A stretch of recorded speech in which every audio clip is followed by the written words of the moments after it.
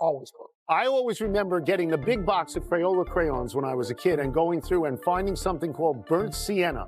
And I'd never heard of it. I hadn't heard of sienna and certainly not burnt sienna. And I always thought that was a cool color. Kind of thing? Sort of darker than oranges. Welcome to PTI, boys and girls. In today's episode, Russell Wilson is miffed, Tom Izzo is irked, and Steve Young joins us for 5 good minutes. But we begin today with last night's 2 opening games in the NBA.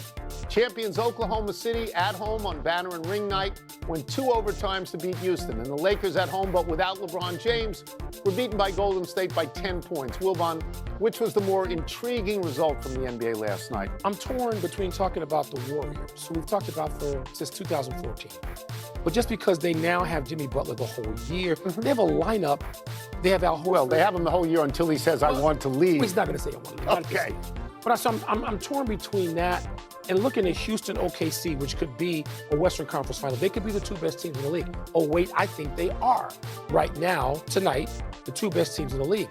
So I thought you liked Denver. I thought you liked Denver. I like Denver to wind up being in the Western Conference Finals. But right now, I think these are the 2 best. Right. And Kevin Durant had a weird sort of night. He called time. He called time out. It's a technical. He called time. Except they didn't call it technical. They didn't call it. The referees didn't see right it? there. We all saw it. No.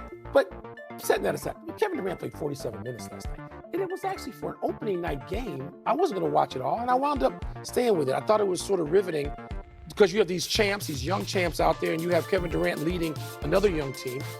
I just thought that was cool. But the old people, which you would like to keep it awake, is to talk about Steph Curry and Jimmy Butler and Draymond Green. So look, we're all familiar with the Warriors and the Lakers. Yes. It's a great rivalry, and they have big stars. And so the tendency is to say that's a meaningful game and maybe even a foreshadowing game. But LeBron didn't play. So I can't attach any meaning to it because LeBron didn't play. Because the Warriors right now are Steph Curry and Jimmy Butler, and the Lakers are LeBron and Luka. I could talk about Luka's 43, but if LeBron plays, he doesn't get 43. But he doesn't get 43 because he doesn't need 43. So it's the other game. And the reason it's the other game is because this is what Oklahoma City's going to face all year.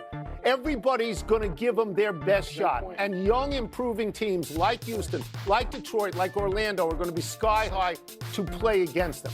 So Oklahoma City won, and that's great. It's good for them that they won, but this is what they're going to look at all year long. A lot. And Tony, this is what I know you frowned yesterday, but this is the reason I'm saying you can't repeat. Because when you look at it every day from now till June, that's right. They had to sweat to win the first game at home. Yeah. Come on. Let's move to Russell Wilson's issue with his former head coach, Sean Payton.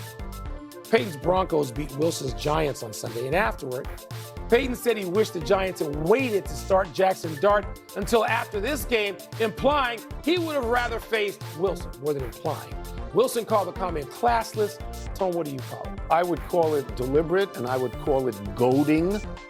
There is history there. Russell Wilson started 15 games in a row for Sean Payton in 2023, Payton's first year with the Broncos. And then very publicly, Payton benched him. All right? And then Payton came back and drafted Bo Nix to be his quarterback, and he let Russell Wilson go. So there was a sour taste there. I wouldn't blame Russell Wilson for feeling this way, that it's classless, that it was aimed at him, that it was a cheap shot. But I think you also have to say in the interim that Russell Wilson had a rocky year last year in Pittsburgh where they lost 5 straight, including a playoff game at the end of the year. A rocky beginning with the Giants where they benched him for Jackson Dart after the 3rd game. So I think that Russell Wilson can say this was a classless shot, and Sean Payton can come back and say it was thorough analysis. Because even we sat on this set and we talked about when are they going to bench Russell Wilson and when are they going to go to Jacksonville. Sean Payton is a really, really, really fine coach.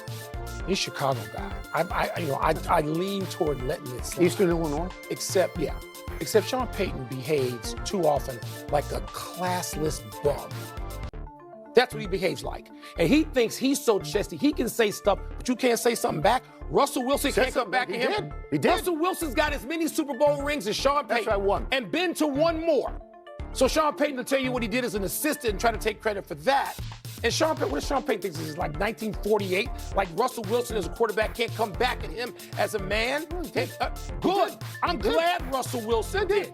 And they can be equals in that way in terms of status in football, but Sean Payton, who do you think you are? You ain't that good where you can just take shots at people and you better go in the rope-a-dope. I wish Russell Wilson had gone further. Do you think Russell Wilson will stay in the NFL? Do you think he'll become an itinerant like Joe Flacco and try and get starting jobs here and there? Because his effectiveness has diminished. Effectiveness has diminished, Tony. And others, he wasn't ever the most popular guy in the room he was in. But he won a Super Bowl and he should have two. He should have two. Should have two. Yeah.